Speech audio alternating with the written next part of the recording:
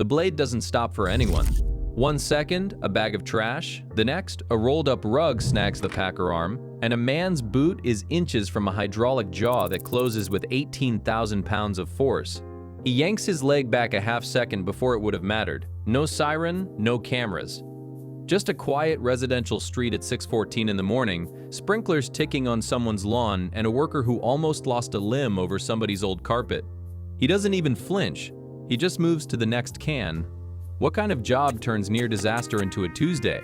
Over the next several minutes, you're going to follow a single shift in statistically dangerous and quietly essential jobs in the country. You'll see the actual routine behind the truck you wave off every week, the heat, the weight, the hidden hazards packed into bags nobody thinks twice about. You'll see the one moment that can turn a normal collection day into a life-altering event. And by the end, you'll understand why, despite all of it, people choose to keep doing this work and keep doing it well.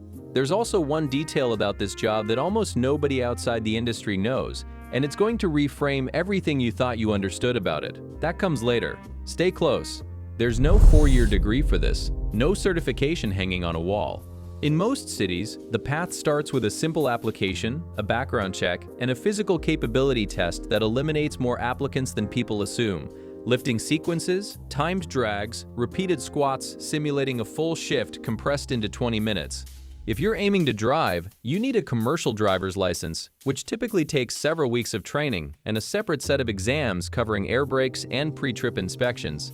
Helpers riding the back of the truck need something harder to test for: the ability to sustain repetitive heavy lifting for 10 hours without their form breaking down into injury. That's not something you can fake on a written exam.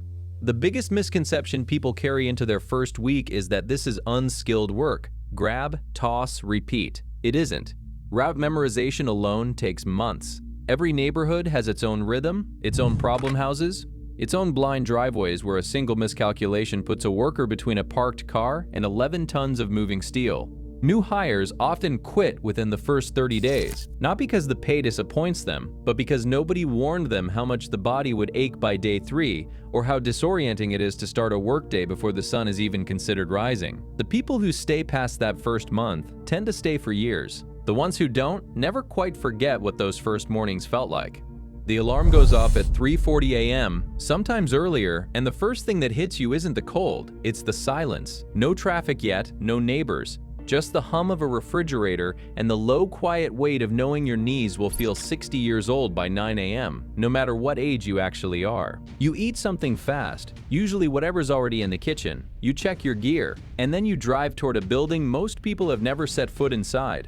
By 4:30, he's at the depot, and the smell arrives before anything else does. Diesel exhaust, hot rubber, and the faint sourness of yesterday's roots still clinging to the truck's undercarriage. A pre-trip inspection comes first. Tire pressure, hydraulic fluid, the packing blade's safety guards, brake lights, backup cameras. This isn't a formality. Skip it, and you're not just risking a mechanical failure. You're risking your life 6 hours from now on a hill with brakes that didn't get checked.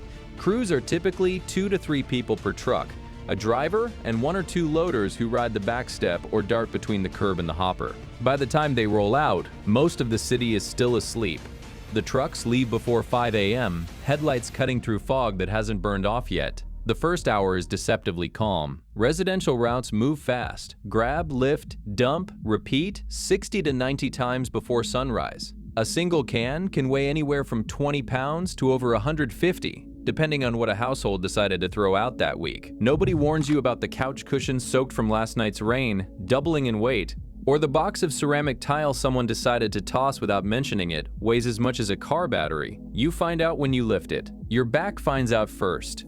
By 7 a.m., the sun is up, and so is the temperature, and so is the traffic. This is when the job shifts from physically brutal to genuinely dangerous. Distracted drivers checking phones don't see a worker stepping off the back platform into a lane. Loaders develop a sixth sense for engine sounds, for the particular pitch of a car accelerating too fast toward a truck that stopped in a live lane with hazards blinking. Most trucks average one stop every 30 to 45 seconds for hours on end, which means there's no real pause to catch your breath, just a continuous, punishing cadence of lift, walk, dump, jog back, lift again.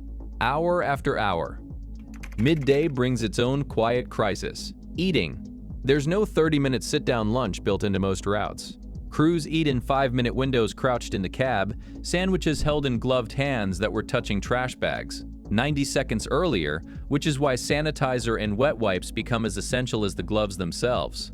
Water intake becomes a math problem in the summer months, when cab temperatures with the AC running can still feel like standing next to an oven, and dehydration headaches get treated as a normal symptom rather than a warning sign. Veteran workers know to drink more than feels necessary at 6 a.m. because by 1 p.m. in July, heat exhaustion isn't a hypothetical. It's a real seasonal hazard that sends workers to urgent care every single summer, and the ones who've been on the job long enough don't wait to feel thirsty before they reach for a bottle. Here's the detail almost nobody outside the industry knows, and this is the one worth remembering. Garbage crews develop an entire silent language of hand signals and horn taps to communicate across the noise of a running engine and a packer blade. A raised fist means stop. 2 fingers means back up slowly. A flat palm means hold position. It's a system more precise than most office communication tools, and it was refined out of pure necessity because shouting over heavy machinery for 10 hours a day destroys a person's voice by Thursday. New hires learn it in their first week. Veterans execute it without thinking. The afternoon stretch, roughly 1 to 3 p.m., is when fatigue becomes its own hazard. Muscles that fired crisply at 5 a.m. now respond half a second slower. This is statistically when most minor injuries occur.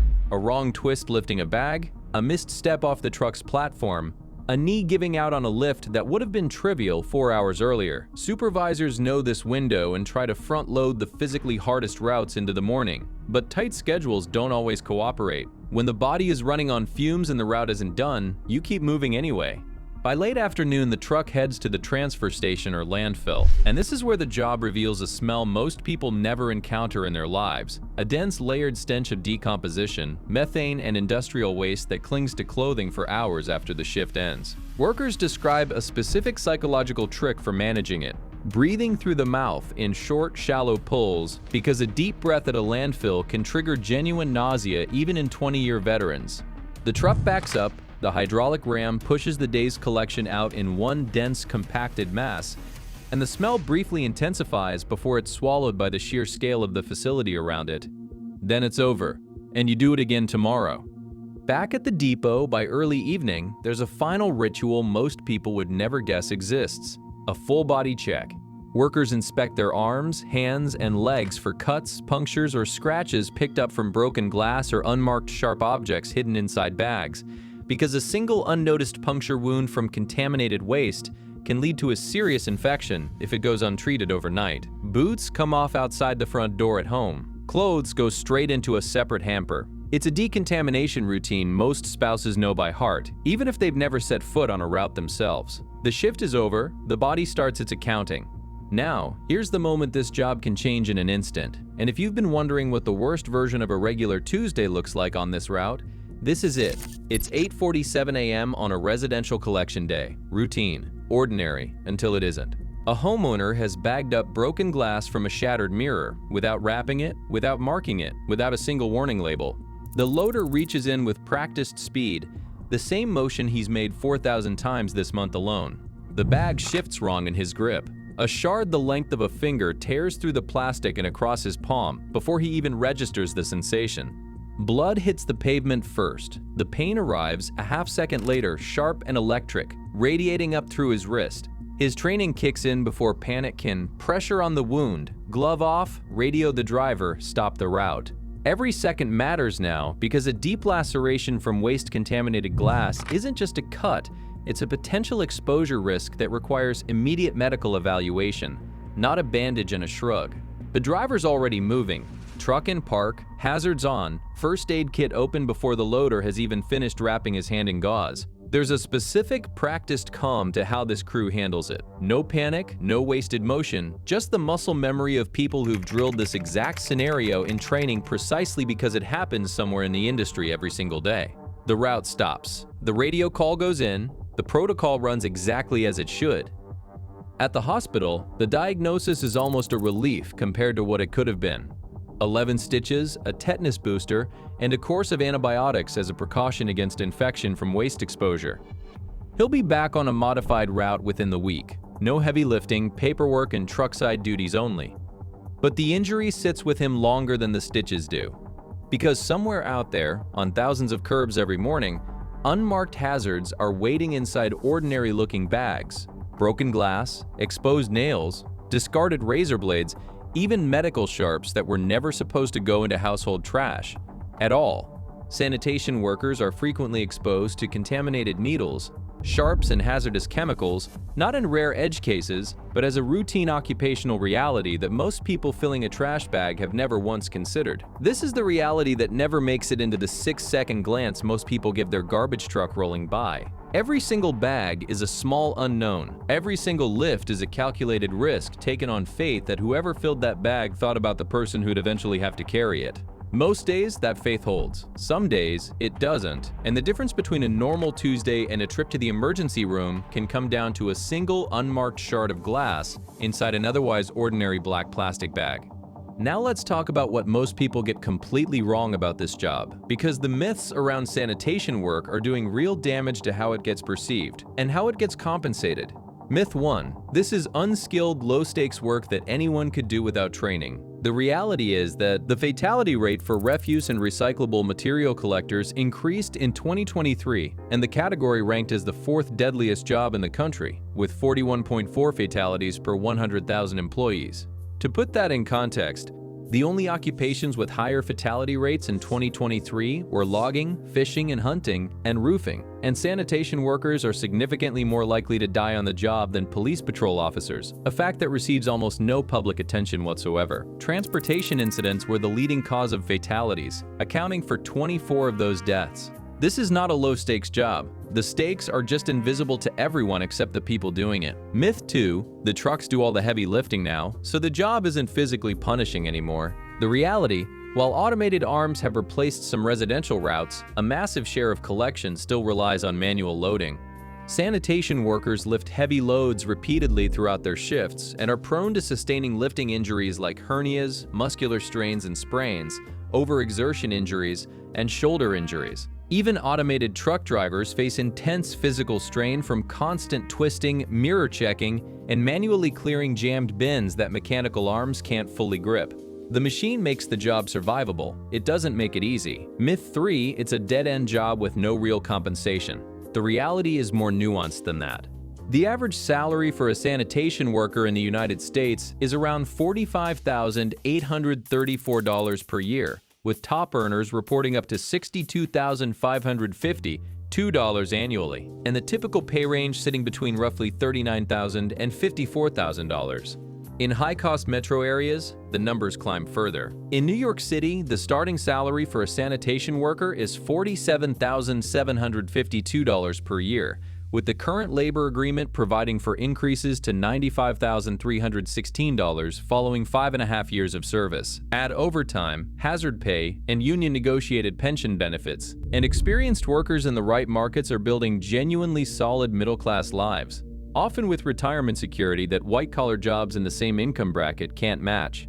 What almost never gets discussed is the toll on the body over a full career. Chronic back and shoulder issues are common by the 10-year mark, and the physical demands mean many workers can't sustain the manual loading role into their 50s without transitioning to driving or supervisory positions. There's also a family cost that rarely gets mentioned. The 3 a.m. alarms mean sanitation workers often miss the version of family life built around normal evening hours, trading dinner table presents for a paycheck that keeps entire neighborhoods functioning. That trade doesn't get easier with years, it just becomes part of the job's terms. Ask most veteran sanitation workers why they haven't quit after years of pre-dawn alarms and aching joints, and you won't hear complaints about the trash itself. You'll hear about the crew, the kind of trust that only gets built between 2 or 3 people who've spent a decade watching each other's blind spots on live traffic lanes, who've learned to read a partner's exhaustion by the way they close a truck door. That's not something you find in most jobs. It takes years to earn, and it's genuinely hard to walk away from.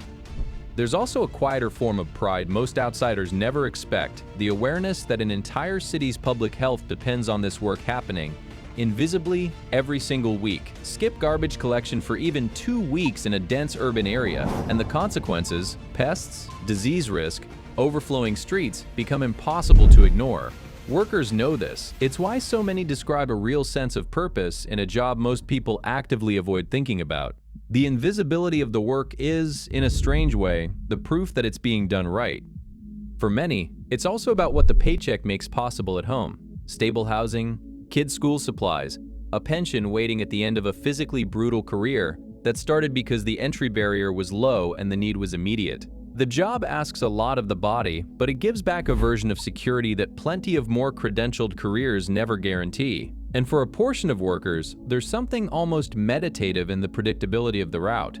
The same streets, the same rhythm, a kind of physical clarity that comes from work you can see the results of the moment you finish it.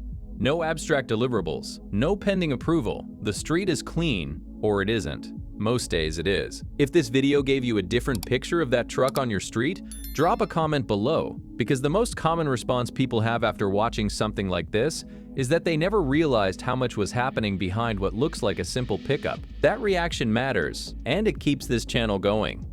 The next time a garbage truck blocks your street for 90 seconds, remember what's actually behind it.